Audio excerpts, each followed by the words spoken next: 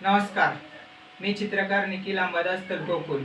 जसे की 22 जानेवारी रोजी राम मंदिर उद्घाटन निमित्त आपले प्रधानमंत्री नरेंद्र मोदीजींनी सांगितल्याप्रमाणे 22 जानेवारी रोजी प्रत्येकजण अयोध्येला जाऊ शकत नसल्याने आपल्याच गावात आसपास मंदिरात घरात साफसफाई करून 22 जानेवारी हा दिवस मोठा सण साजरा करण्यास सांगितले होते।